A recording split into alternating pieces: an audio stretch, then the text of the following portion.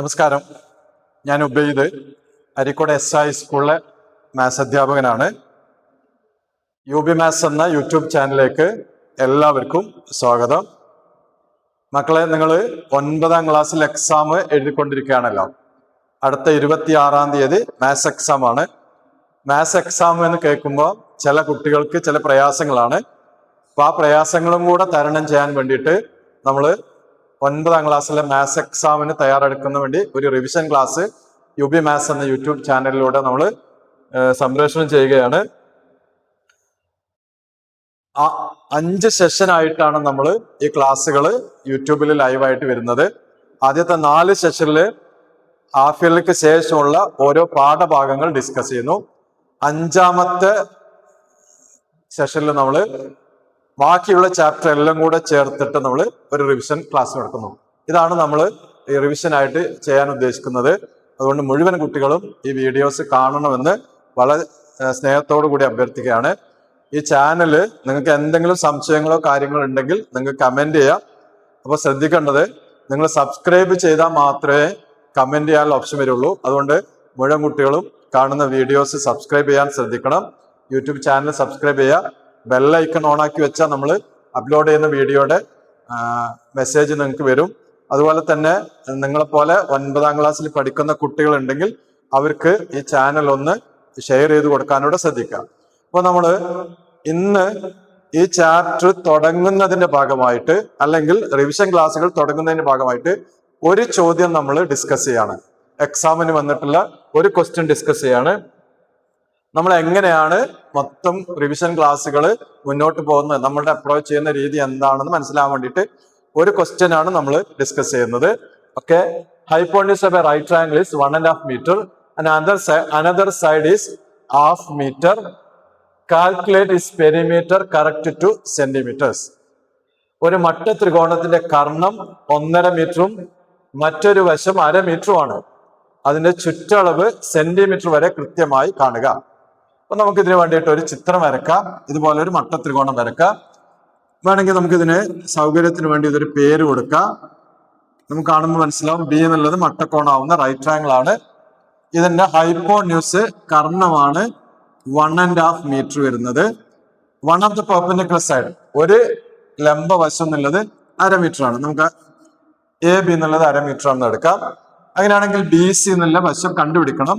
എന്നാലേ നമുക്ക് ഇതിന്റെ ചുറ്റളവതോ പെരിമീറ്റർ കാണാൻ പറ്റുള്ളൂ. അപ്പൊ ശരിക്കും BC എന്ന വശം കണ്ടുപിടിക്കാണ് ആദ്യം ചെയ്യേണ്ടത്. ആ BC എന്ന വശം എങ്ങനെ കണ്ടുപിടിക്കും, അതാണ് നമ്മൾ ആദ്യം ആലോചിക്കുന്നത്. സാധാരണഗതിയിൽ നമ്മൾ എല്ലാ കുട്ടികളും ചെയ്യല് മട്ട ത്രികോണമാണ്, റൈറ്റ് ട്രയാങ്കിൾ ആണ്. ഇതിന്റെ ബേസ് കാണാൻ BC സ്ക്വയർ കാണാൻ hypotenuse square minus altitude square, കർണ സ്ക്വയർ മൈനസ് ലംബ സ്ക്വയർ ആണ് കണ്ടുപിടിക്കുക. അപ്പൊ ഇതൊന്ന് AC എന്നുള്ളത് 1.5 1/2 സ്ക്വയർ മൈനസ് AB എന്നത് 1/2 1/2 സ്ക്വയർ. ഇനി 1/2 സ്ക്വയർ കാണാൻ സാധാരണഗതിയിൽ നമ്മൾ ഉപയോഗിക്കുന്ന ഒരു മെത്തേഡ് ഉണ്ട്. 8ാം ക്ലാസ് പഠിച്ചിട്ടുള്ള അരയൊക്കെ വരുന്നേരം 1/2 വരുന്നേരം 1 into ഈ 1 into next counting number 2 plus 1/4. 1 into next counting number 2 plus 1/2 square 1/4 minus 1/2 square 1/4. 1 into 2 2 1/4 minus 1/4 equal to 2 എന്ന് വരുന്നു. therefore BC എന്നത് √2 എന്നുള്ള അളവ് വരുന്നു. സാധാരണ കുട്ടികൾ ഇതുപോലെയാണ് ചെയ്യുക. പക്ഷെ കുറച്ചും കൂടെ ആലോചിച്ചാല് നമ്മൾ 8ാം ക്ലാസ്സിലൊക്കെ പഠിച്ചിട്ടുള്ള അല്ലെങ്കിൽ മുന്നേ പഠിപ്പിച്ചിട്ടുള്ള ചില ഐഡിയാസ് നമ്മൾ ഈ ക്വസ്റ്റ്യൻ വരുമ്പോൾ ഉപയോഗിച്ച് കഴിഞ്ഞാൽ പല ചോദ്യങ്ങളുടെയും സ്റ്റെപ്പുകൾ വളരെ സിമ്പിൾ ആയിട്ട് മാറും. അപ്പൊ അങ്ങനെയുള്ള ആശയങ്ങളും കൂടെ ചേർത്താണ് നമ്മുടെ റിവിഷൻ ക്ലാസ്സുകൾ നടക്കുന്നത്. അപ്പൊ ഇവിടെ ശരിക്ക് BC സ്ക്വയർ കാണാന് നമുക്ക് ശരിക്കും കൃത്യമായിട്ട് അറിയാം. 1.5 സ്ക്വയറിന്ന് 1.5 സ്ക്വയറിന് 1/2 വർഗത്തുനിന്ന് 1/2 സ്ക്വയർ മൈനസ് ചെയ്യാണ്. അത് ചെയ്യാന് ഈ 2 നമ്പറും കൂടെ ആഡ് ചെയ്താല് കൂട്ടിയാല് 1/2 1/2 1.5 കൂടെ കൂട്ടിയാൽ 2 കിട്ടും. അതാണ് ശരിക്കും കിട്ടുന്ന ആൻസർ. അപ്പൊ BC സ്ക്വയർ കാണാൻ ഇത് രണ്ടും കൂടെ കൂട്ടിയാൽ മതി. അപ്പൊ BC എന്നത് √2 മീറ്റർ എന്ന് വരുന്നു. ഇത് √2 മീറ്റർ എന്ന് വരുന്നു. ഇത് എന്തുകൊണ്ടാണ് ഇങ്ങനെ ശരിയാവുന്നതെന്നൊക്കെ നിങ്ങൾ 8ാം ക്ലാസ് പഠിച്ച ഒരു ഐഡിയ ആണ് നമ്മൾ ഉപയോഗിക്കുന്നത്. ഇത് എന്തുകൊണ്ടാണ് ശരിയാവുന്നത് എന്നുള്ളത് നമ്മുടെ റിവിഷൻ ക്ലാസ്സിൽ വളരെ വിശദമായിട്ട് പറയുന്നുണ്ട്.